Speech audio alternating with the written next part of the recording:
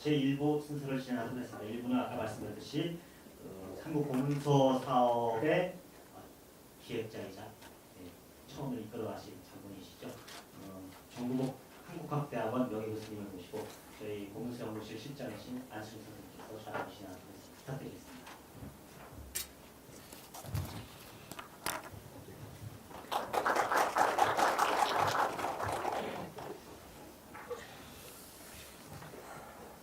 안녕하십니까. 이 자담회를 진행을 맡게 된 안성준입니다. 우리 오늘 모신 선생님은 정구복 선생님이십니다. 정구복 선생님은 개인적으로는 우리 지도 교수님이시기도 하고 우리 한국학중앙연구원 옛날 정신문화연구원 역사연구실 교수님으로서 많은 학술적 업적을 남기셨습니다.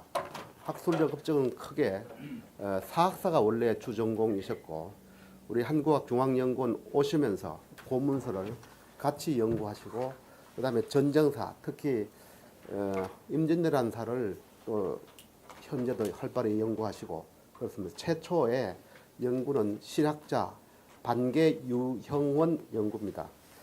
예, 우리 고문서학으로 좁혀서 말씀드린다면은 우리 한국 고문서의 태도라고 말씀하실 수 있는 지금 현재도 계시는 박병원 선생님, 그 다음에 영남대학교 교수셨던 이수건 선생님, 남풍현 당국대 교수님, 최성희 서울대 교수님 이런 분들과 같이 고문서를 최초로 연구를 해서 특히 그 사적 분야, 법제사, 경제사, 의학사 이런 부분에서 큰 업적을 남기신 분입니다.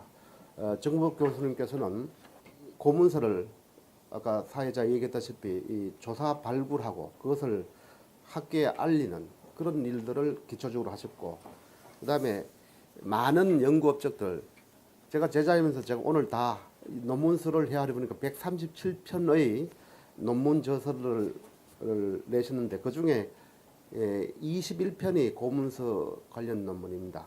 이 고문서 관련 논문들은 요약하자면 이렇습니다.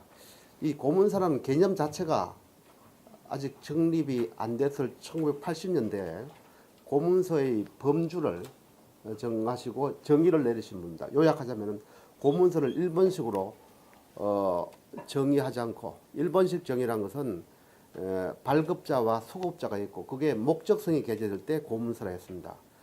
정복 교수님께서는 필사문을 포함한 사료로서의 의미를 가미해서 오늘날 우리 한국중앙연구원에서 분류 범주에 그 논문들이 적용해서 지금 분류 목록을 하고 있습니다.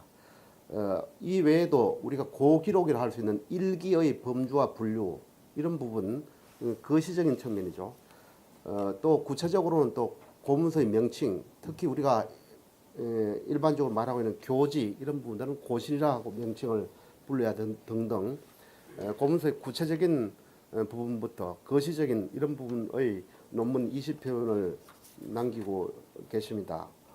오늘 저희가 좀 특별히 대화를 통해서 후세들한테 어떤 앞길을 열어줄 것인가 그 부분 중심으로 말씀을 좀 드리되 첫 질문은 좀 편안하게 우리 선생님께서 우리 한국중앙연구원 오시게 된 또 그 고문서 인연을 맺게 된 계기가 뭔지 좀 편하게 좀 말씀해 주시죠. 예. 우선 제가 안 실장이 맡았던 자리 한국정신문화연구원의 장서각의 자료조사실이라고 하는 게 있었습니다. 그 자료조사실의 연구실장을 제가 1985년에 그 연구원에 오면서부터 98년까지 제가 해외에 나가 있는 동안에 한 1, 2년은 다른 분이 잠깐 맡았다가 계속 10년간 자료조사실장을 맡았습니다. 그런데 제가 이런 그 고문서를 처음 그 수집할 때에 연구원에 오게 된 것은 그 당시 연구원의 선배 교수였던 지금 병환 중에 있어서 거동을 못 하시는 이성모 교수가 계셨는데 그분이 저를 자꾸 와서 조사를 좀 해달라 하는 것 때문에 오게 됐습니다. 근데 뭐 그 자초지종을 얘기하려면 뭐 한두 시간 얘기해가지고도 안 될 정도로 긴 사연이 있습니다만은 그 당시 제가 이 고문서를 처음 접하게 된 것은 전북대학교에 있을 때입니다. 그 이전에 제가 사학사를 쭉 전공을 했는데 우리나라 사학사라고 하는 것은 전부 중앙에서 만드는 왕 중심의 기록, 즉 실록이라든지 지금 춘추관 이 기록인 성룡원 일기라든지 또는 비변사 일기라든지 이 중앙에서 이 정치권에서 만드는 그 자료가 우리나라 역사의 기본 골격이 되어 왔습니다. 근데 거기에 제가 항상 느끼는 불만은 이 정치가 이 현 집권층이 만드는 그 정치 기록을 그거 가지고서 역사라고 다 할 수 없지 않느냐. 그리고 그 이후에 지방에서 지방사 또 향토사 이런 연구가 많이 진행됐습니다만은 다 중앙의 역사 연구를 갖다가 그 지방에다가 좀 끌어붙이는 정도지 지방에서 새로운 역사 구성을 해가지고서 그것을 종합해가지고 한국사가 종합되지 않는 이러한 것이 한국사학의 큰 문제점이라고 저는 생각을 했습니다. 그럴 때 중앙에서의 왕조의 기록, 이걸 관찬 자료라고 그러는데 이 관찬 자료는 굵직굵직한 정치 문제라든지 또는 연대의 정확성 뭐 이런 점에 있어서는 압도적으로 큰 이 기능을 가지고 있습니다. 그러나 어느 시대 역사든지 간에 역사를 연구하려고 보면요, 그 시대 살아간 사람들이 어떻게 살아갔느냐 하는 것을 실록 가지고서 재구성한다고 하는 것은 아주 거의 불가능하고, 또 일반 하층민이나 일반 사람들이 생활이 무엇을 먹고 어떻게 이 말을 했고 어떻게 사랑을 느꼈고 하는 실생활사는 실은 왕조실록 가지고서는 도저히 구성할 수가 없습니다. 그리고 특히 앞으로 우리는 그렇게 돼야 되겠지만 지방사가 철저하게 연구돼 가지고 그 지방사가 종합이 돼 가지고 전국적인 역사로 써져야 올바른 한국사가 재구성된다고 믿는데, 지금까지 그 연구는 우선 중앙의 자료 중심으로 해가지고 돼 있어서 우리 이 한국 통사를 쭉 보면은 이병도 씨의 한국사 대관이 제일 먼저 나왔습니다. 그리고 이기백 씨의 한국사 실론, 그 다음에 뭐 이런 등등의 이 책들이 있는데, 이 책들이 그 당시 사람들이 어떻게 살았는가, 그 당시 사람들의 생활 모습에 대해서는 전혀 언급이 없어요. 국가 통치 제도가 어떻게 만들어졌고, 법이 어떻게 만들어졌고, 세금을 어떻게 부과했고, 뭐 그런 정도의 위정자 중심의 역사학이지. 그 지배층 중심의 역사학. 근데 지금 가만히 제가 생각하니까 역사는 그 시대 사람들이, 모든 사람들이 만들어가는 총합인데, 이런 것을 하려면 사료의 발굴이 있어야 되겠다. 그래서 제가 관심을 갖게 된 것이 고문서입니다. 그런데 이 고문서는요, 제가 처음 고문서를 전북대학교에 가서 박물관에 민속 부장을 제가 맡고 있었는데, 그 당시 고물상에 가면요, 뭐 도자기도 있고 뭐 여러 가지도 있고 이 물건을 구입하려고 보면은, 근데 가만히 채로 막 돌아다니는 문서가, 고문서가 가만히 채로 돌아다니는 문서를 제가 보고서, 야, 이런 걸 어떻게 저걸 장사꾼들이 팔려가 가지고 딴 데로 가서 흩어져 가지고 되겠느냐. 이래서 고문서에 대한 이 정보를 수집하고, 지금 그 당시 이 고문서가 엄청나게 없어졌습니다. 우리나라 고문서 중에 경기도 지역이 고문서는 제일 많았을 겁니다. 서울과 경기도 지역이 제일 고문서가 많았는데 경기도와 서울 지역의 고문서는 거의 다 없어졌어요. 왜 그러냐? 전쟁이 일어나가지고 종갓집이 막 그 피난을 가고 하니까 그렇게 했어요. 경기도 지역에 토지 매매 문서 2만 5천 건이 국립도서관으로 지금 들어갔고 서울대학 규장각에서 사들인 고문서가 엄청나게 많은데 이런 그 고문서들은요, 이 주인이 없어가지고 흩어지면은 어떤 결과를 낳느냐면은 이 고문서가 옛날 고문서는 땅을 사거나 팔으면요, 이 토지 매매 문기가 이 국립도서관에 한 2만 5천 점이 가에 들어가 있는데 땅을 팔으면은 매매 문서를 작성하고 원칙으로 법전에 등록을 하도록 되어 있습니다. 등기를 내도록 되어 있어. 조선시대.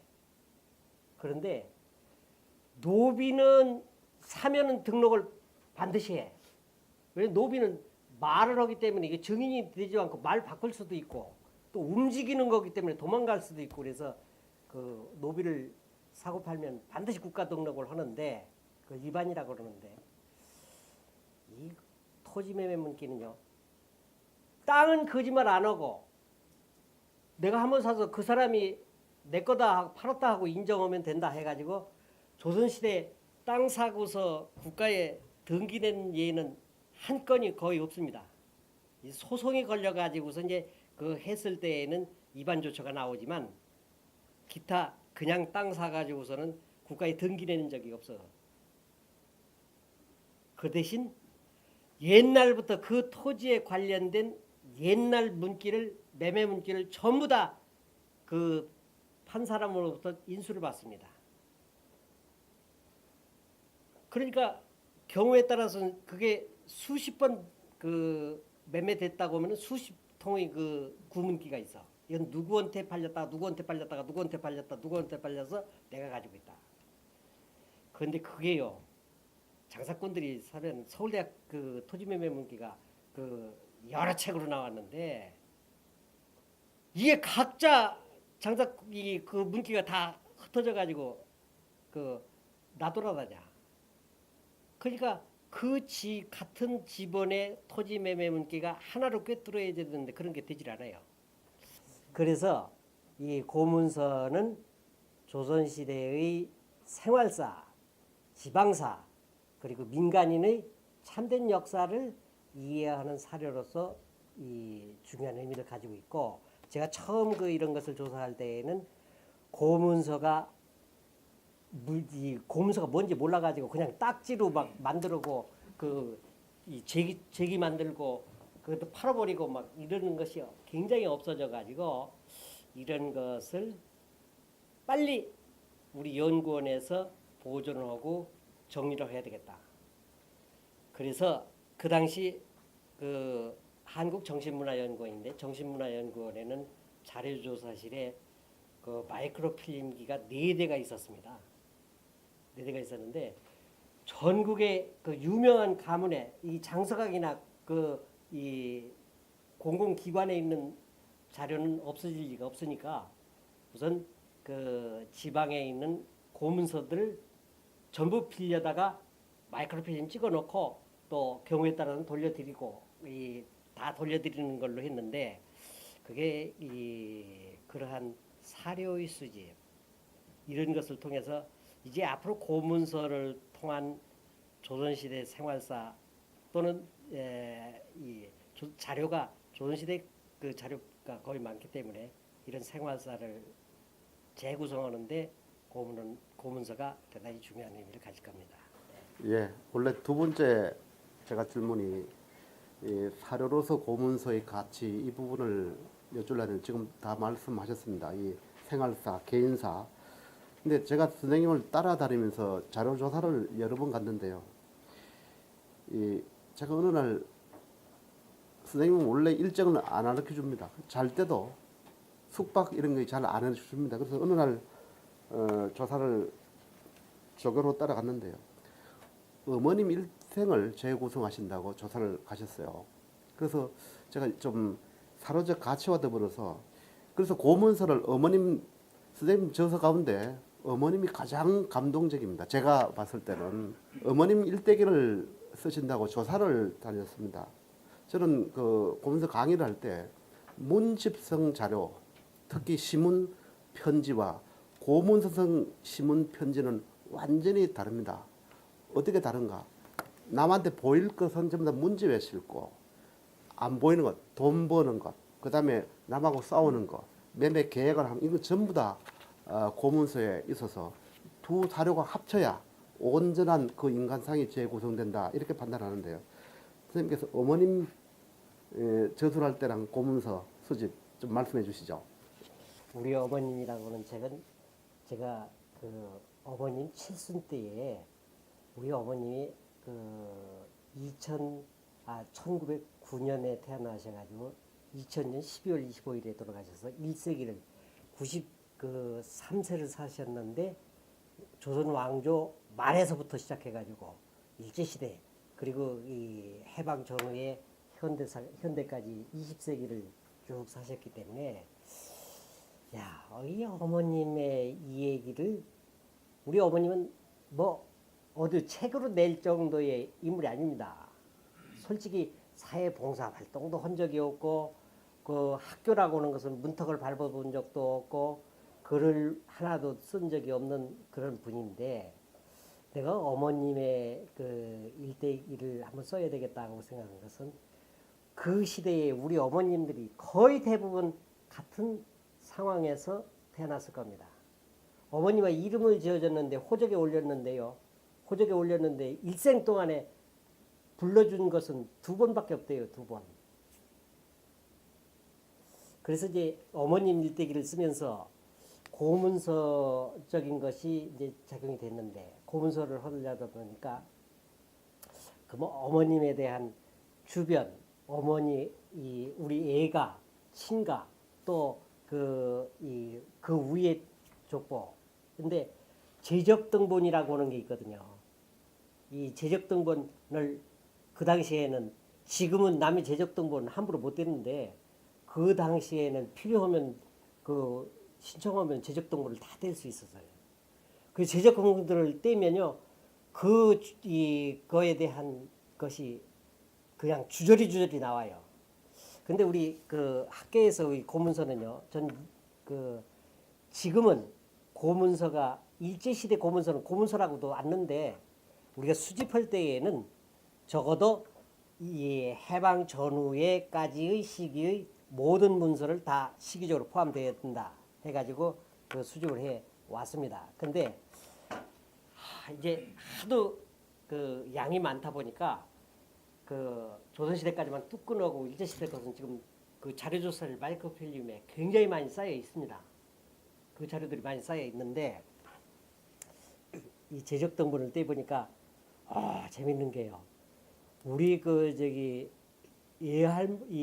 예할머니가 누구누구를 낳고 호적 신청을 했는데 큰 그 이모님이 우리 어머님보다 몇 번 위인데 그러니까 예삼촌이 2분 있고 그다음에 큰 이모님인데 큰 이모님이 호적이 없어. 호적이 없다가 시집을 가려고 하니까 호적이 안 올리면 안 된다. 그래 우리 어머님 밑에다가 호적을 출생신고를 해놓고 그 올린 것을 봤습니다. 그래서 그러한 것을 좀 참고했을 뿐이고 특히 이거 우리 어머님 일대기를 그렇게 많은 사료를 가지고 썼다기보다는 어떤 가족 관계를 밝히는데 그 당시에 많은 사람들이 그 아들 딸 낳았는데 요즘이요 우리 어머님이 실은 9을 출산했는데 우리 큰애 숙모를 보니까 1년에 낳고서 호적에 올리려고 하다가 유산되고 죽고 해가지고 한 13병인가 낳는 그런 예도 제가 발견했습니다. 그래서 이런 그 어머님 일대기를 쭉 자료를 중심으로 해가지고 쓰려고 했는데 그렇게 뭐 좋은 책은 아니지만 어쨌든 제가 그 20세기 1세기를 제의 얘기를 중심으로 해가지고 쭉 재구성한 책이 우리 어머님이고 이 지식산업사에서 2008년도에 책으로 내가지고 나왔습니다. 네. 사람의 일생을 가장 그 사실적이고 감동적으로 묘사할 수 있는 자료, 이 고문서 이 부분을 어머니랑 같이 말씀해 주셨어요. 제 선생님 뵈실 때 선생님께서 굉장히 강조하시는 고문서의 인연을 얘기하자면 바로 반개 유형언과 부안김 씨입니다. 이 반개 유형은 아까 말씀드린 대로 서울대학교 석사학위 논문이신데 굉장히 유명한 아주 잘 쓴 걸로서 뭐 이성무 선생님께서 늘 이렇게 말씀하셨습니다. 이 반개 유형언과 부안김 씨 고문서가 원래 번역되어 나왔습니다. 좀 설명해 주시죠. 반개와 부안김 씨. 예. 제가 이 석사학위 논문을 쓰고 반개의 후손을 찾아가지고 후손 댁에 무슨 자료가 있는가를 좀 조사해봐야 되겠다 하는 생각 가지고서 1972년에 국립도서관에 가서 족보를 보니까 그 후손이 부안에 살고 있는 사람이 하나 있더라고요. 그래서 전혀 어디에 산 부안 그냥 부안에 부안이지 부안 어디에 산다고 하는 게 없어요. 그래서 반개가 있었던 우반동이라고 하는 마을을 제가 우선 찾아갔습니다. 찾아갔는데 저녁 때 되니까 이것은 이 한국 시민광장 29집에 2001년도에 나온 부안김씨 고문서 탐방기라고 해가지고 이미 그 학계에 자세히 소개되어 있습니다. 그래서 간단하게 요약을 하면요. 갔는데 우반동에 가서 뭐 좀 하나 여쭤보러 왔습니다 했더니 동네 사람들이 저 집에 가서 물어보라 그래. 그래서 갔더니 그 노인 양반이 나오는데 그 양반이 이 뒷날 지금 우리가 찾아낸 부안김씨 고문서를 가진 그 김생철 씨라고 하는 분인데 이분한테 그걸 조사하러 왔다 하더니 지금 여기서 내가 그 사람 이름을 안다. 어디 사는지를 아는데 한 10여리 떨어져 있기 때문에 오늘 가는 건 뭐하고 오늘 저녁에 자기 집에서 유하고 내일 같이 가자. 이러는데 실은 저녁을 하는데 우리 아버님하고 거의 그 동년배 격이야. 근데 참 인간미가 넘치는 하면서 밥상이 한 번 처음 만났는데 완전히 그 손과 계급이 그런 그 분위기가 아니에요. 근데 저녁 먹고서 자기 집에서 뭐 이것은 누구의 편지, 민정중의 편지, 이건 송시열의 편지, 이건 정철의 편지 해가지고 그 초서로 된 그 서간문을 막 여러 책을 보여주더라고요. 그러고서 그 다음날 반개 후손집에 가가지고 반개 행장을 반개의 첫 행장, 반개가 지금까지 죽은 지 2년 만에 나온 첫 행장이 그 후손 가닥에서 나왔는데 그게 학계에 안 알려져 있었습니다. 그 행장을 제가 거기서 얻어가지고 왔고, 그러고서 그 다음에 우연히 제가 전북대학교 교수로 채용이 돼가지고 그 양반한테 가만히 생각해 옛날에 보여준 그 관찰들이 생각나가지고 그것을 얘기했더니 거기에서 엄청나게 많은 그 고문서가 쏟아져 나오는 것을 제가 알았습니다. 그래서 연구원에 있는 이성무 교수한테 얘기를 했더니 그거 우리 좀 갖다가 찍자. 그래서 제가 그것을 연구원에 갖다가 찍는 중간 역할을 했고 그것이 계기가 돼가지고 이성무 선생이 실은 저를 연구원에 끌어왔습니다. 이성무 선생님하고는 서울대학교에서 저는 석사 때 그분은 박사 과정이어서 같이 공부를 한 인연도 있습니다만은 어서 그렇습니다. 예. 지금 말씀하신 부분은 우리 한국중앙연구원 장서학에서 고문서의 역사를 얘기할 때 고문서 집필성 제1집에 해당하는 것이 안동의 강상김씨 예한파 고문서고 2집이 지금 말씀하신 부안김씨인데요. 에피소드가 있습니다. 강상김씨 같은 경우는 이성문 선생님께서 주로 조사를 하셨는데요. 에피소드란 게 그 인연이란 게 요약하면 이렇습니다. 그 강상김씨 이 안동 분들은 접대를 매우 중요시 여기는 분들인데 아들하고 나가서 식사를 하셨는데 식사비를 우리 연구원청 이성문 선생님 옛날에 윤병석 선생님께서 역사연구실장을 내셨답니다. 그런 바람에 막 조사하고 뭐고 집어치고 올라가라 해가지고 이러지도 못 저러지도 못하고 집에 가방은 가져가야 된다. 집에 들르니까 그 아버지께서는 전혀 아들의 그런 것을 알면서도 다시 환대해 주셔가지고 강성식비가 제대로 조사되고 우리 일적으로 나올 수 있다. 양반들은 굉장히 나쁜 말로 이중적이지만 굉장히 폭이 넓습니다.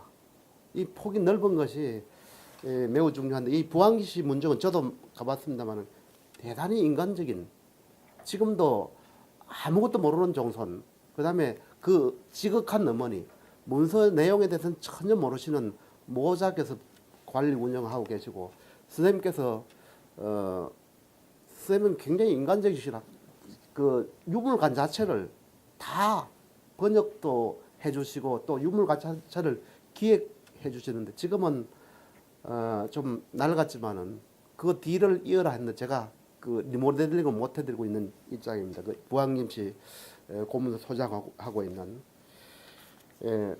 우선 그러면은 우리 연구원에서 아까 잠시 자료조사실 얘기를 하셨고 그다음에 역사연구실에서 장기 과제로서 연구 과제를 수행하셨습니다. 최초의 고문서 연구가 1989년에 영남대학교 계시는 이수건 선생님, 지금 서울대학교 정년하셨던 이영훈 선생님 하셔가지고 그것을 이어서 선생님께서 저서로서 양반사야 고문서 양반사 이런 저서를 내셨는데요.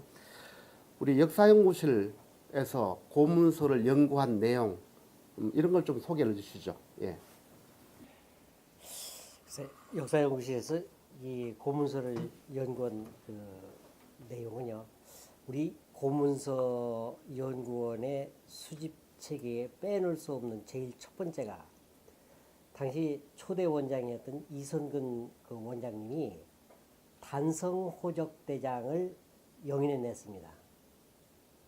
단성호적대장 상하권이 영인되고 그 뒤에 한 권이 더 나와서 세 권으로 영인되는데 이것은 우리나라에서 호적을 분석해가지고 인구사를 연구하는 데에 굉장히 중요한 기여를 했고요.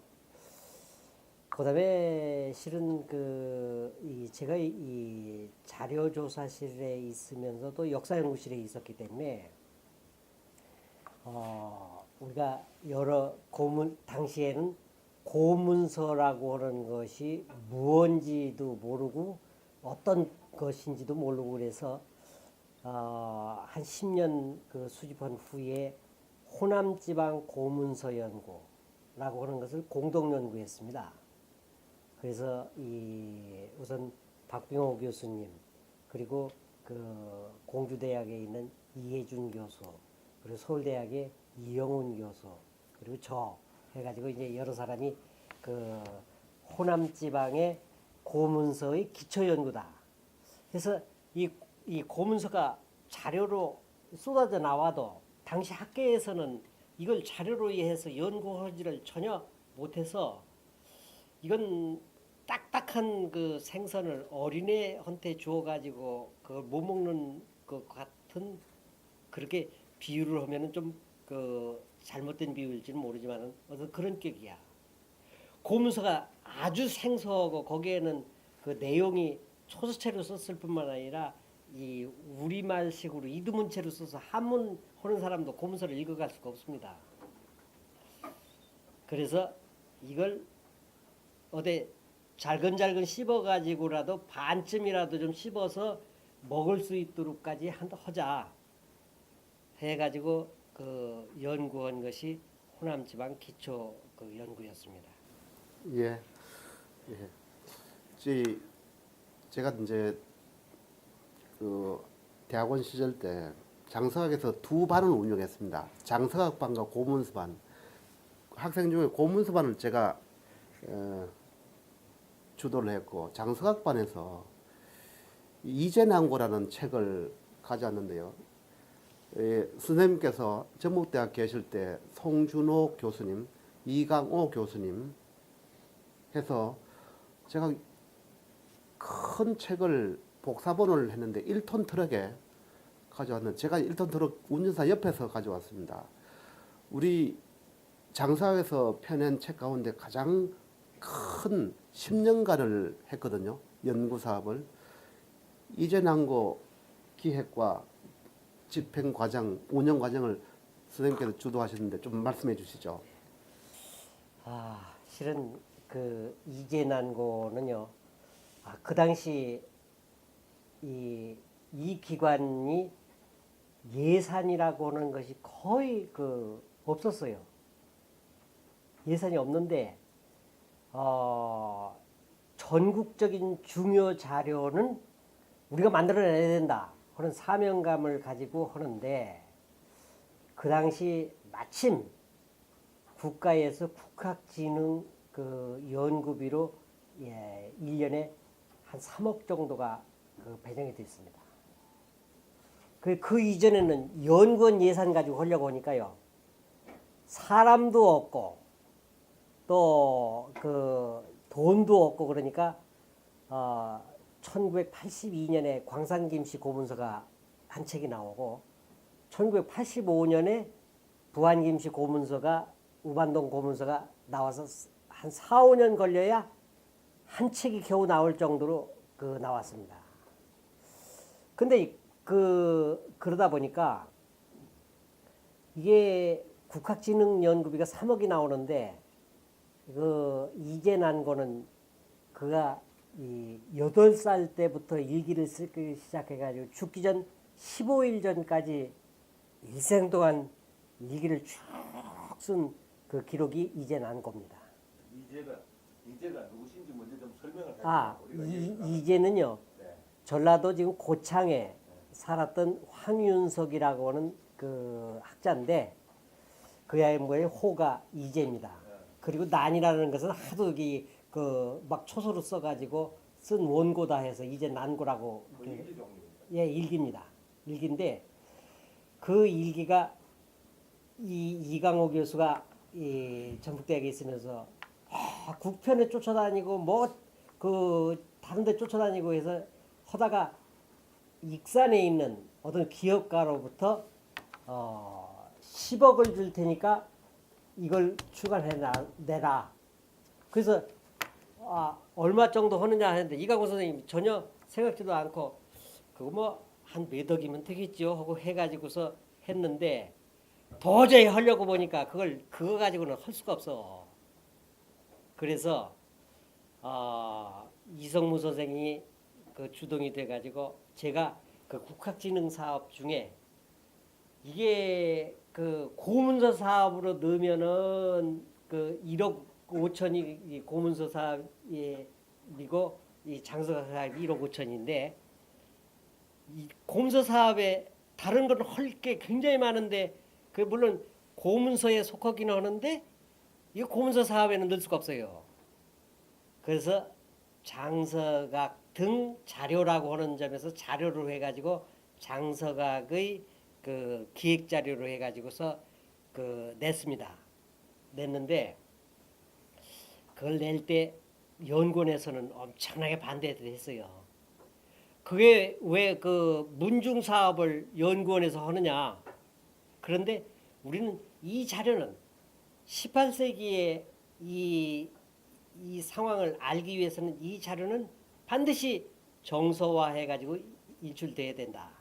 해가지고 10년에 걸쳐가지고 10책으로 하는데 전주에 있는 분들이 탈출을 하고 우리 연구원의 자료조사실에는 그 당시 한문 교정을 보실 수 있는 전문위원이 5명이 계셨습니다.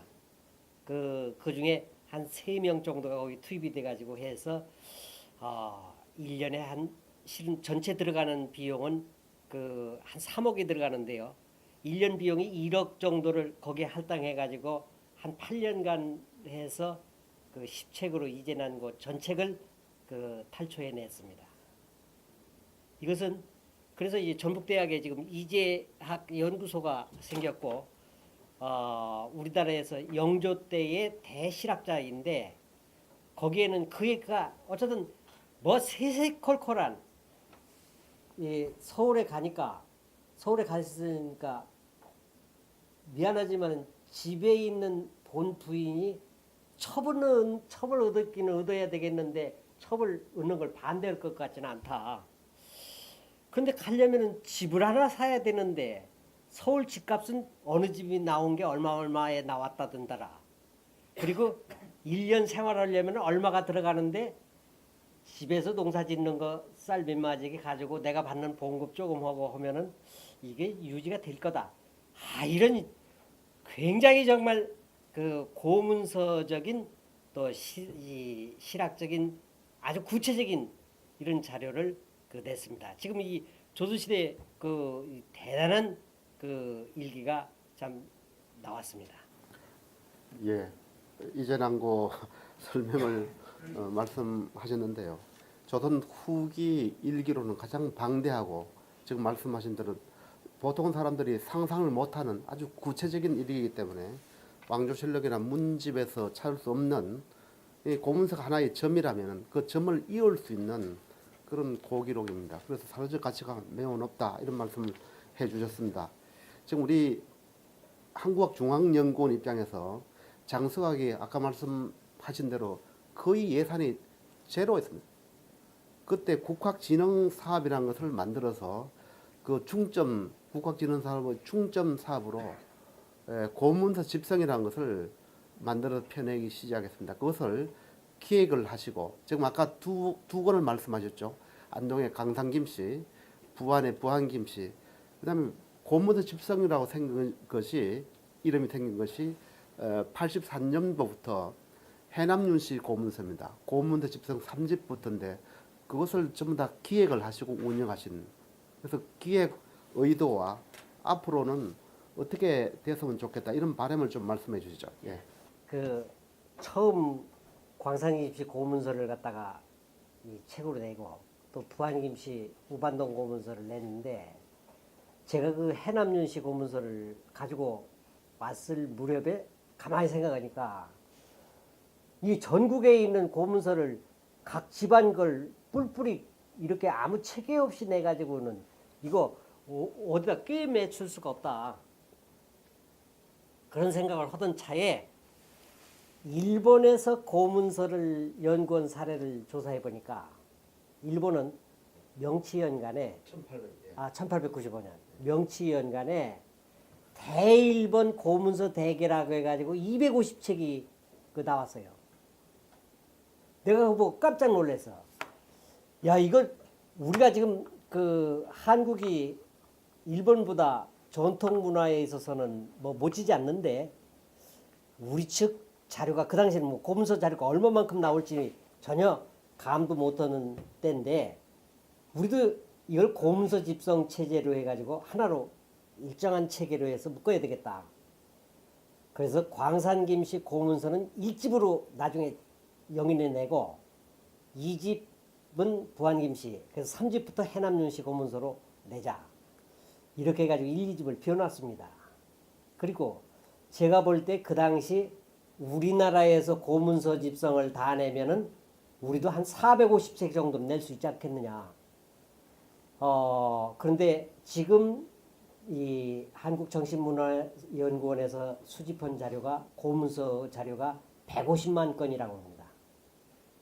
150만 건 중에서 지금 110책이 나왔는데 이 110책이라고 하는 것은 실은 고문서의 상당히 일부만 나온 거고 앞으로 이런 책이 더 많이 발굴되고 세세한 일제시대까지도 우리 이제 나중에 고문서 집성에 아마 넣어야 될 겁니다. 그래서 이 앞으로 그런 것까지 해서 처음 제가 계획한 450책이라고 하는 것은 그먼그 꿈이고 지금은 아마 이 300척 정도는 나올 가능성이 있지 않느냐. 근데 이 300척이 나와도 지금 학계에서 그걸 다 소화를 못 하거든요. 그래서 이 전문가들을 만들어야 되겠다 해가지고 제가 저도 좀 일조를 했고 한상진 원장 때에 고문원학과를 대학원에 만들었습니다.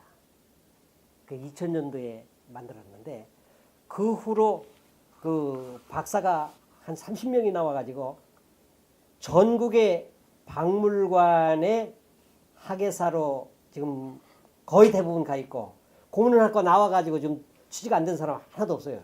그리고 대학원 입학해서 고문원학과 학생들이 제일 많은 비중을 차지하고 있습니다. 예, 고문학과 부분들은 나중에 또 다시 1991년입니다. 영산 박병원 선생님, 이성문 선생님, 그다음에 우리 정문 선생님 모여셔가지고 학회를 만들기 위한 준비 모임이 있었는데요. 그게 고문사학회, 현재 고문사학회가 제가 서기를 하고 이 세 분이 모여서 기획을 하셨는데 고문사학회 설립 그 얘기를 좀 해주시죠. 예. 이 제가 호남지방 고문서 연구를 끝내고 연구원에서 고문서 수집 정리 10년의 그 해과 이 전망이라고 하는 주제 발표를 그 세미나를 했습니다. 그때 이성문 선생님이 정 선생님 이거 그 고문서학을 이해하려면요 그 학회를 만들어야 돼. 그런 얘기를 하셔서 그 당시 영산 박병호 선생님 우리나라 고문서 귀장각 고문서를 제일 먼저 정리하셨고 거기에 이 고문서학회의 법제사의 태두이신데 지금도 대학원에서 초서 강의를 그 고문원학과 학생들한테 계속하고 계십니다. 근데 이 양반하고 해서 연구원에서 그 당시 모인 그 학자들이 그 한 20여 명 돼 가지고 이분들이 주축이 돼 가지고 고문서 학회를 만들었습니다. 그래서 그 당시 살림은 뒤에서 제가 총무로서 6년간 했고 그다음에 회장이 박병호 회장님이 6년간 회장을 하셨고 근데 고문서 학회는요 지금 그 연구원에 고문원학과가 생기면서 고문서 학회가 활기를 돋았는데 고문서 학회는 학제 간의 연구가 제일 활발한 데입니다. 그래서 거기에는 역사학, 어문학, 또 한문학, 또 경제학, 사회학, 민속학 뭐 각종 모든 분야의 학자들이 다 모여가지고 고문서를 가지고 같이 연구하는 학제 간의 가장 폭넓은 학회였다. 근데 이 학회를 요즘 가보면요. 다른 학회들은 학회가 젊은 사람 구경하기가 대단히 힘들은데 이 고문서 학회는 20, 30대 젊은이들이 20, 30명이 막 쫙 앉아 있는 거 보면 이 고문서 학회는 이제 정말 절대로 없어지지 않고 굉장한 발전을 하겠구나 하는 뿌듯한 감을 갖습니다. 네. 예, 우리 지금 과거를 중심으로 현재를 중심으로 말씀을 드렸는데 앞으로 미래는 고문서가 어떻게 해야 되는가? 저희가 장사학 사업을 중심으로 조금 말씀을 드리면은 제가 이제 실장을 맡고부터 고문서를 어떻게 하면 활용의 측면을 매우 좀 강조를 해서 지금 우리 연구원의 교수님이 계시는 김현 교수님과 같이 이 한국 고문서 자료관을 만들었습니다. 그래서 이 책자로 나오는 것 이외에 많은 활용들 지금 아까 고문서를 이해하기 위한 진입로 또는 사다리가 필요하다 해가지고 고문서 자료관을 한국학자료센터라는 사이트에서 이렇게 보여주고 있고 요즘은 젊은 사람들은 대부분 그 사이트를 이용하고 있습니다. 이 고문서 집성의 가장 단점은 흑백으로 나와 있고 또 고문서 사이즈가 매우 큰데 그걸 축소로 복사를 하다 보니까 축소 복사하면서 흑배이면서 초수로 매우 어렵습니다. 그래서 그거를 좀 디지털로 보여주는 것, 그러니까 책자를 디지털로 보여주는 것에서 나아가서 국민들이 쉽게 접근할 수 있는 통로를 여러 가지로 만든다고 만들었습니다.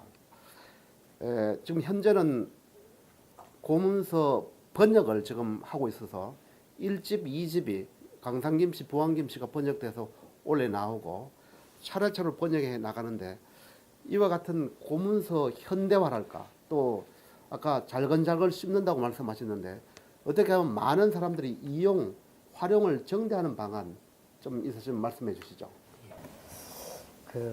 제가 과거에 IMF가 터져가지고서 실업자 구제를 위한 자금이 연구원과 규장각 국사편찬위원회에 150억이 떨어져 가지고서 그걸 전산화하라고 하는 그 사업이 있었습니다. 그 당시 제가 그 연구원의 정보센터 소장이었는데 그때 이 고문서를 전산화하는 데에 가장 필요한 것은 기초연구다. 이걸 아무리 강조해도 그 당시 예산을 실업자 구제로 써야 되기 때문에 해야 된다. 가지고 150 예산이요. 서울대학에서 한 거 그냥 다 날라갔어. 우리 연구원에서 한 거 그거 거의 필요 없는 그거 참 IMF 해가지고 그런 막 그냥 컴퓨터로 입력하면 되는 걸로 알고 뭐 그냥 띄우고 그랬는데요. 앞으로 이 고문서학이 제대로 되려면은 우리 인공지능의 시대가 옵니다. 인공지능의 시대가 와. AI라고 하는 이 인공지능의 시대가 오는데 인공지능이라고 하는 것은 지금 일반 사람들이 바둑을 보고서 바둑의 그 교묘한 것이 일본의 또는 서양의 중국의 뭐 인공지능을 가지고 바둑 연구를 해가지고 인간이 여태까지 세계적으로 유명한 인간을 다 뛰어넘거든요. 왜? 바둑 기보를 모두 정리해가지고 그걸 종합해가지고 명령을 내리니까 기계를 당해낼 수가 없어요.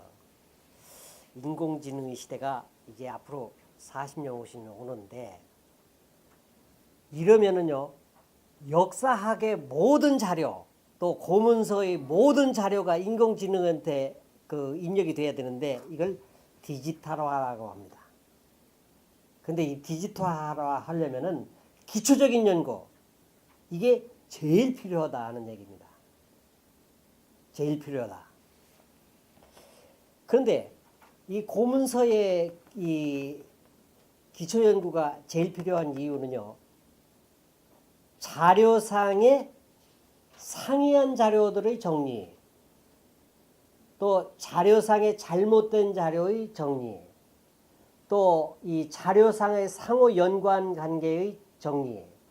이것을 위해서 실은 제가 한 20년 전에 고문서학회에 있을 때 전국 고문서 학자들로 하여금 우리 여기 김영옥 교수도 있습니다만은 전국에서 통용될 수 있는 고문서의 서술 규칙안 이건 이 고문서 한 건이 나오면은 어느 데서 만들어도 이거하고 서로 연관 관계를 가질 수 있는 동일한 규칙안을 만들자 해가지고 한 2, 3년 걸려가지고 만들었는데 그게 아직도 통용이 제대로 안 되고 그거 버려지고 있습니다. 고문서는 우선 명칭이 없어요. 명칭이 없는 게 많습니다. 명칭이 없는 것들을 또 명칭이 있다 하더라도 토지매매명기라고 하는 건 다 앞에 명칭이 있기는 있는데 그 명칭이라고 하는 게 각자 개념이 달라. 그리고 자료상에 이 잘못된 것을 마구 입력해 놓으면 그 인공지능이 도저히 식별할 수가 없어. 내가 한 두 가지만 예를 들겠습니다. 제가 지금 요즘 용인학에 대한 연구를 조금 이제 관심을 가지고 하는데, 용인이 현이 생긴 것이 태종 13년에 생겼다 해가지고 지금까지 군지나 읍지라든지 이런 것을 보면 다 1443년 13년으로 돼 있어요. 1413년. 그런데 조선왕조 실록 태종 14년조에 이 용구와 이 처인현이 합쳐가지고 용인이 됐다 하는 기록이 딱 나와. 그러니까 지금까지 그 읍지가 잘못된 것은 신증 동국 여지 승남의 설치조에 용인은 태종 13년에 이렇게 됐다 하고 나온 그것이 계속 뒤에 나온 모든 읍지에 다 잘못되어 있어. 이런 것을 수정 안 해주면요, 어느 것은 13년에 들어갔다고 오고 어느 것은 14년 됐다고 오고, 이거 그 판단이 막 엉망이 됩니다. 그 다음에 또 하나 그 중요한 하나 예를 들면은, 조선시대 토지대장이라고 하는 게 귀장각에 엄청나게 많이 있습니다. 뭐 우리 연구원에는 아마 토지대장이 그렇게 많지는 않은데, 이 토지대장에 나오는 그 기하고서 주하고 그 시라고 하는 이 세 기는 경작이 되고 있는 토지냐 혹은 지금 묵혀 있는 토지냐 하는 거고, 그 다음에 주인 주자가 있습니다. 근데 이걸 기주라고 읽어가지고 양안연구원 사람 거의 대부분이 이걸 그 양안의 토지 주인으로 착각해가지고 막 연구를 해냈습니다. 그런데 알고 보니까 그것은 그 시라고 하는 것은 소작인이 아니고 당시 양안을 작성할 때의 경작자고, 그 주라는 것은 그 이전의 경작자라고 봐야 된다고 하는 새로운 설이 나왔습니다. 그러면 이런 그 개념의 기초 개념의 연구, 이게 우리 여러 선생님들의 아주 국보처럼 보물처럼 여기는 집에서의 교서라고 하는 거, 교지 그런 거 있죠. 교지? 이건 왕의 명의형이라는 뜻이지 그게 문서명이 아닙니다. 그래서 관리 임명장은 고신이고, 과거 합격자도 교지로 되어 있는데 과거 합격자는 그 과거 합격자 명단으로 해야 되고, 그래서 이러한 그 개개의 모든 고문서에 대한 기초 연구, 이 번역은 대중화하는 데 중요하니까 지금 그런 거가 학문적으로 이 고문서를 영원히 사료화하려면은 이런 기초 연구에 연구원이 굉장히 해야 되는데, 이건 고문서 자료 100건이나 200건 그 기초 연구를 해가지고 바로 잡았다고 해가지고 비도 안 나. 업적이 안 나와. 그렇지 않겠어요? 굉장히 소중한 일인데, 그렇기 때문에 이것은 연구원의 책임자가 그 우리 한관장 같은 분이 이건 내가 책임질 테니까 믿고 해라 하고 업적이 안 나와도 이렇게 해주는 그런 분위기가 돼야 이 고문서학이 살고 고문서가 사료로서 이 인공지능에 활용될 수 있지 않나 이렇게 생각합니다. 마지막으로 우리 선생님, 저도 선생님 제자입니다. 막 후속 세사들이 말을 안 듣습니다. 역사연구실 후속 학자들도 그렇고 선생님 후계를 잇는 분들도 없고, 그래서 후속 세대 학자들이나 문중 어르신들이 좀 계시는데, 좀 문중 어르신들이나 후속 학자한테 좀 바라고 싶은 좀 말씀해 주시죠. 예. 우리 그 문중 어른들 참 그 고맙습니다. 실은 저희들이 고문서는 그 문중에서 소중하게 여기기 때문에 우리가 촬영하고서 고문서를 돌려드렸거든요. 돌려드렸는데 그 실은 그걸 선조의 것을 이건 이 자료를 영구히 보존해야 된다 하는 참 깊은 철학에서 그 연구원에 기탁한 그 가문이 70가문이 지금 연구원에 자료를 기탁했습니다. 이 내용은 이게 국가적으로 활용될 수 있는 굉장히 중요한 일이고, 이 기탁 고문서들은 아마 영원히 그 우리 민족이 없어지지 않는 한 영원히 아마 존속될 걸로 알고 있고, 실은 그 우리가 지금 언제든지 전쟁이라고 하는 것이 일어나 가지고 또 없어질지도 몰라서, 실은 제가 있을 때 규장각 자료의 마이크로필름하고 장서각 마이크로필름을 상호 맞교환해서 두부 세부를 같이 나눠 갖자 하는 작업을 하다가 그것도 안 됐는데, 어쨌든 전국에 있는 그 문중 어르신들이 고문서의 소중함을 아시고 연구원에 기탁해 주셨고, 이 연구를 좀 많이 해달라 하는 격려를 하는 말씀이 정말 대단히 고맙고 천사 같은 분들입니다. 그리고 조상들에 대한 그것을 오늘날 요즘 부모 죽으면은 부모 쓰던 거 다 태워버려요. 그런데 실은 우리들이 옛날 뭐 저도 마찬가지겠지만은 제가 간간히 뭐 일생 동안 쭉 일기를 못 썼지만은 중학교 이후부터 간간히 써놓은 일기가 있는데, 그 나 죽으면 애들이 그 아버지 유물이라고 해서 다 불태워 버릴 것 같다. 그러면 우리가 고문서라고 하는 게 지금 그 행정문서 이것만이 고문서냐? 이거 참 뭐한데 우리 이 가문에 기탁해 주신 분들, 또 우리 연구원에서 고문서만 있다 하면 이렇게 찾아오시는 그 여러분들한테 정말 내가 여기서 그 땅에 머리를 대고서라도 그 감사의 뜻을 표할 정도로 고마운 분입니다. 고맙습니다. 예. 그동안 장시간 동안 고문서의 과거 연구, 그다음에 일생 이 부분, 또 교육에 이르기까지 말씀해 주셨습니다. 장시간 고맙습니다. 선생님, 다음 기회에 또 다른 말씀으로 뵙겠습니다. 예. 예.